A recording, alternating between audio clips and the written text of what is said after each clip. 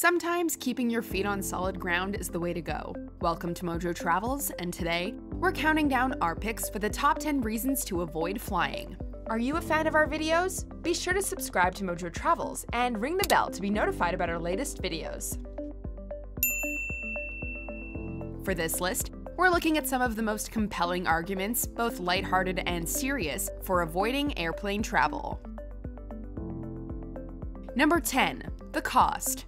Flying generally isn't cheap. When planning an international trip, the cost of your plane ticket often makes up a substantial chunk of the budget. Yes, in times of crisis, airfare can drop drastically, but such bargains come with a host of other issues. More on those later. The simple fact of the matter is, airplanes are inherently expensive machines to operate, let alone make a profit off of. The average passenger plane weighs 90,000 pounds, and that's without passengers or luggage. And you're trying to get that thing airborne and hurtling through the sky at hundreds of miles per hour. It's estimated that flights between New York City and London cost anywhere between $27,000 and $34,500 in fuel alone. Flying gets you to your destination faster, but everyone involved pays for the difference.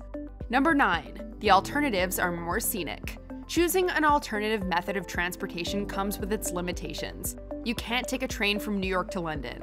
You can take a cruise ship if you so choose, but they're not particularly cheap or fast. It's about a 6 or 7 day journey, and that's one way. But really, you're comparing apples to oranges. Planes are just about getting from A to B. When you choose to take a train, car, or boat, your trip becomes more of a journey rather than a vacation bookended by 2 flights. And while it takes some adjusting to wrap your mind around this alternative approach, land and sea-based travel has its perks. Most notably, it's beautiful. Rather than cloud and sky, you get to see the landscape change, or marvel at the beauty of the ocean and coastline. By spending more time in motion, you'll come to better appreciate the traveling aspect of travel. Number 8. The inherent hassles and anxiety of the airport experience. There are few moments in a trip more stressful than those spent at the airport. As previously mentioned, flights are expensive, and if something goes wrong and you can't get to your gate in time, tough luck. Even when you're on time, there are countless hoops and stressful things to deal with, including security, baggage weigh-ins, and if you're traveling internationally, customs. There's nothing like standing in a long line to spike your anxiety, regardless of how early you've arrived. You also need to double and triple check that you have all of your necessary travel-related documents with you, either in paper form or digital. Other forms of travel still involve paperwork and some bureaucracy, but they rarely feel so high stakes. Number 7. Overbooked flights. So you've made it to the airport in time. You've gotten through security and your bag has passed through the weigh-in. All that's left to do is sit back and relax until you board your flight. The trials have passed, right? Maybe not. Perhaps one of the most egregious and unfair practices to ever become commonplace in the airline industry is overbooking. Airlines might be legally entitled to employ this profit-maximizing principle, but it certainly adds a bitter taste to giving them your business. When a flight is overbooked, they'll first ask passengers to volunteer for another flight. If no one comes forward, though, you can get bumped. And that's certainly not the sort of treatment you should get considering how much you paid for a seat on that specific flight. Sure, they compensate you, but you still bear the cost of the inconvenience. Number 6. Lost luggage. Because of weight and size restrictions on bags, people put a lot of time and thought into what they pack for a trip.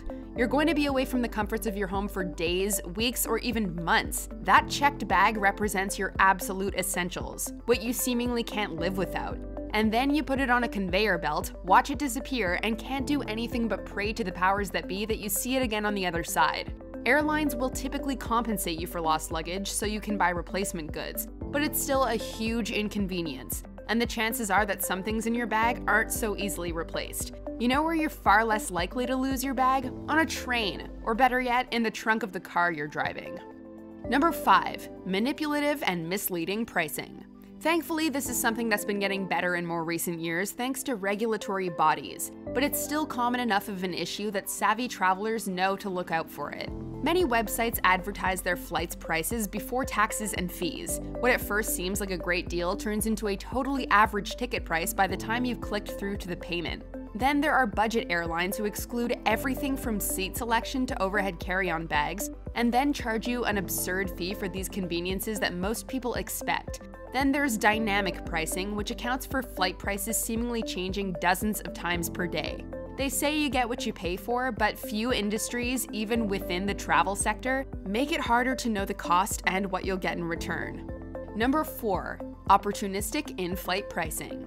As if overbooking and dynamic pricing isn't bad enough, airlines seem to go out of their way to squeeze as much money out of you in flight as humanly possible. It seems like everything that was once complimentary is now a paid comfort. They've literally got you locked in a slender metal cylinder, many thousands of feet in the air, and there's no competition in terms of prices, so yeah, you're probably just gonna spend whatever they ask to bolster your spirit and take off the edge with some treats and basic comforts. In-flight Wi-Fi is atrociously priced considering it can be usually found for free everywhere else. And when it comes to food and beverages, you're typically paying top dollar for something low quality. Number 3. It's uncomfortable. Maybe you consider this a mild inconvenience and us having overly high standards, but have you ever flown from North America to Australia or Japan in economy class? It's not something you would willingly choose to do if not for a great trip on the other end.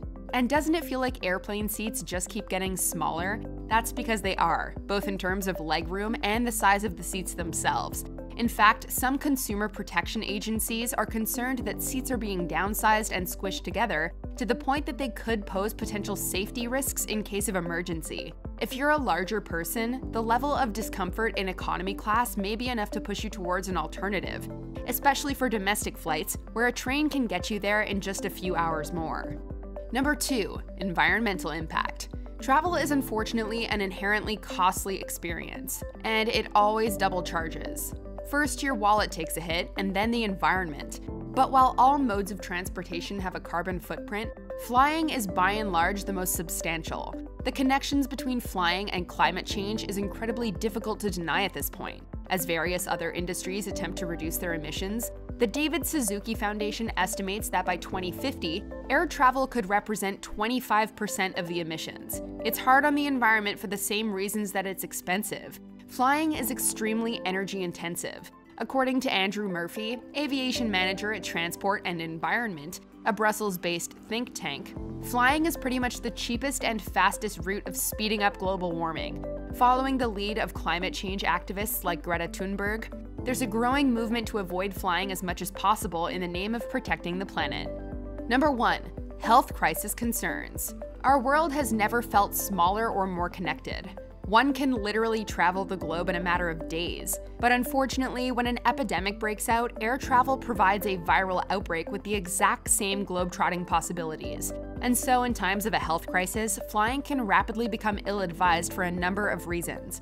First of all, the confined environment and close quarters can put you at increased risk of transmission and getting sick. But from the perspective of social responsibility, flying during an outbreak also contributes to the potential global spread of the disease, especially since the average flight is made up of international passengers.